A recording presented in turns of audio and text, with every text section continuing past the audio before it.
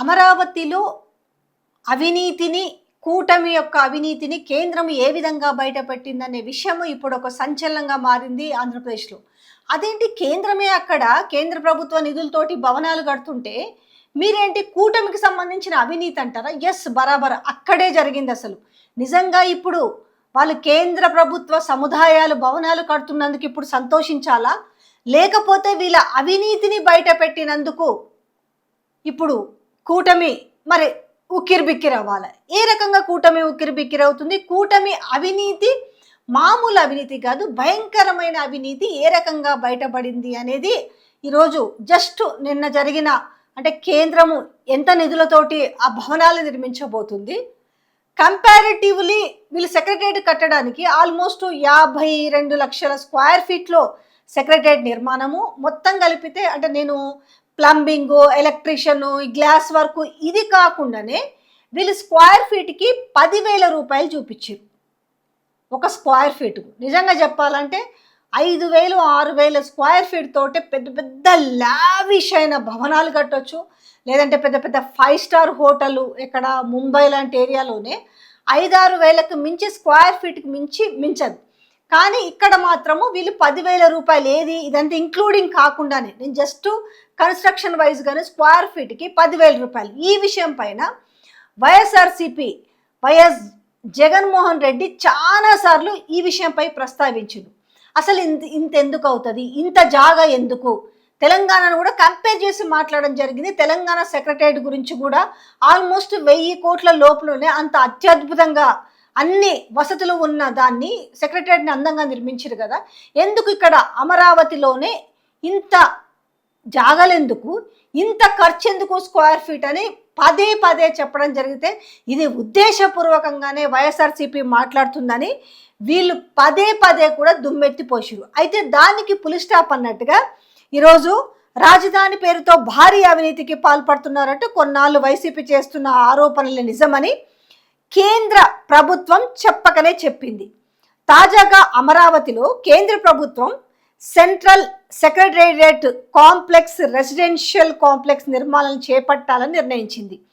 ఇందులో భాగంగా central secretariat complex నిర్మాణానికి ఎంత 1,299 కోట్లు, రెసిడెన్షియల్ కాంప్లెక్స్ నిర్మాణానికి 1,234 కోట్ల చొప్పున కేంద్ర ప్రభుత్వం మంజూరు చేసింది. అమరావతిలో 5.5 ఎకరాలలో G+13 అంతస్తులతో 23 లక్షల చదరపు అడుగుల నిర్మాణ ప్రాంతంలో 8,000 సిబ్బంది పనిచేసేందుకు 1,299 కోట్లు మంజూరు చేసింది. అలాగే కేంద్ర ప్రభుత్వ కార్యాలయాల్లో పనిచేసే సిబ్బంది నివాస సదుపాయం కల్పించేందుకు 17 ఎకరాల్లో 11 టవర్లో 31 లక్షల చదరపు అడుగుల నిర్మిత ప్రాంతాల్లో రెసిడెన్షియల్ కాంప్లెక్స్ ఏర్పాటు చేయనున్నారు. అయితే అత్యున్నత ప్రమాణాలతో నిర్మించే సెక్రటేరియట్ కాంప్లెక్స్కు చదరపు అడుగుకి 5,587 రూపాయల 44 పైసల చొప్పున కేంద్ర ప్రభుత్వం లెక్క కట్టి ఆ మేరకు మంజూరు చేసింది. అలాగే రెసిడెన్షియల్ కాంప్లెక్స్కి చదరపు అడుగుకి 3,945 రూపాయల 39 పైసలు మాత్రమే మంజూరు చేసింది. మీకు అర్థమవుతుంది కదా.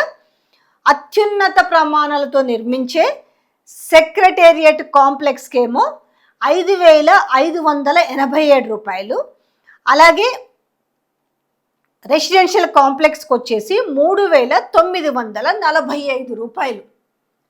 మరి సేమ్ ప్రాంతము, సేమ్ సౌకర్యాలు, మరి ఇక్కడ జస్ట్ 5,000 నుంచి అత్యాధునిక సౌకర్యాలతోటైతే 5,000, మిగతాది వచ్చేసి 3,000 చిల్లర. సరే 5,000దే మనం లెక్కలోకి తీసుకుందాం. మరి వీళ్ళకి ఎందుకు 10,000 దాటుతుంది? నేను చెప్తుంది కేవలం కన్స్ట్రక్షన్ విషయాలు, మళ్ళీ ప్లంబింగ్ కానీ, లైట్లు కానీ, గ్లాసులు కానీ అవన్నీ మనం ఇంక్లూడ్ చేసుకొని చెప్పాలంటే ఆల్మోస్ట్ స్క్వేర్ ఫీట్కి వచ్చేసి 17,000 నుంచి 18,000 రూపాయలు అవుతుంది. సో దీంతో అయితే ఇప్పుడైతే బయటపడ్డట్టే కదా. ఎందుకు ఇంత ఖర్చు అవుతుంది? ప్రాంతము మారలేదు, అదే కదా, అమరావతి కదా, లేకపోతే తీసుకెళ్ళి ఎక్కడో సింగపూర్లోనో లేకపోతే లండన్లోనో ఇంకెక్కడో కట్టడం లేదు. అదే అమరావతిలో అదే సెక్రటరియట్ కట్టే ప్లేస్లోనే కదా ఇవి చేసేవి. సో దీంతో ఇప్పుడు వీళ్ళు సమాధానం చెప్పాలి. ఏం సమాధానం చెప్తారు? మొన్నటి వరకు కొట్టి పారేస్తారు కదా వైసీపీ, నెత్తి నోరు కొట్టుకొని వైఎస్ జగన్మోహన్ రెడ్డి చెప్పిండు ఎందుకు ఇంత అవుతుంది, దీంట్లో భారీ దోపిడీ జరుగుతుంది, భారీ స్కామ్ జరుగుతుంది, దోచుకుంటున్నారు, దాచుకుంటున్నారు అని చెప్తే దాన్నంతా కొట్టి పాడేసిన వైనం కనిపిస్తుంది. మరి ఇప్పుడు ఏం సమాధానం చెప్తుంది? ఇప్పుడు కేంద్ర ప్రభుత్వం నిధులతోటి ఇక్కడ ప్రభుత్వ సముదాయాలను కట్టిస్తున్నది, చాలా అట్టహాసంగా పబ్లిసిటీ చేసుకుంటారు కదా గత 2 రోజుల నుంచి. కొన్ని మీడియా ఛానల్లో ఊదర కొడుతున్న వైనం చూస్తున్నాం. కానీ ఆ ఊదర కొట్టే వైనంలోనే ఈ వ్యవహారం బయటకు వచ్చింది. ఇప్పుడు ఒక విధంగా నిజంగా చెప్పాలంటే ఇప్పుడు ఆంధ్రప్రదేశ్ అమరావతి ప్రజల నెత్తిన పాలు పోసినట్టే అనుకోవచ్చు. ఎందుకంటే వీళ్ళ అవినీతిని బయట పెట్టినట్టు అయింది కదా. అసలు వీళ్ళకి ఎందుకు ఇంత మరి కేంద్రం కట్టిస్తుంది ఇంత తక్కువ ఎందుకు? ఎందుకంటే వాళ్ళదే సిమెంట్ కొనాలి, వాళ్ళదే కంకర కొనాలి, వాళ్ళదే స్టీల్ కొనాలి, వాళ్ళవే ట్యాప్స్ కొనాలి, ఎవ్రీథింగ్ అన్ని వాళ్ళవే పెడతారు కదా. అత్యాధునిక సౌకర్యాలతో కట్టేదానికి 5,000 చిల్లర స్క్వేర్ ఫీట్ అవుతున్నప్పుడు మరి వీళ్ళు కట్టేదానికి 17 నుంచి 18,000 రూపాయలు అవుతుంది అని అంటే ఎన్నింతలు వేరియేషన్ ఉంది. దీన్ని బట్టి అర్థం చేసుకోవచ్చు ఏ రకమైన దోపిడీ జరుగుతుంది, దీనికి ఏ రకమైన మరి కూటమి ప్రభుత్వం సమాధానం చెప్పబోతుంది. ఈడ మాత్రం నిజంగా చెప్పాలంటే అడ్డంగా ఇరికిచ్చింది కేంద్ర ప్రభుత్వం. అడ్డంగా అంటే అడ్డంగా ఇరికిచ్చింది. ఇప్పుడు ఏపీలో ఉన్న ప్రతి ఒక్కరికి ముచ్చట ఎరికైంది. అరే వాళ్ళు కడితేనే మీకు గింత అవుతుందంట, వీళ్ళు కడితే గింత ఎందుకు అవుతుంది. సో ఈ కంపారిజన్ మొదలైంది కాబట్టి ఇప్పుడు వచ్చి ఏం సమాధానం చెప్తారు దానికి?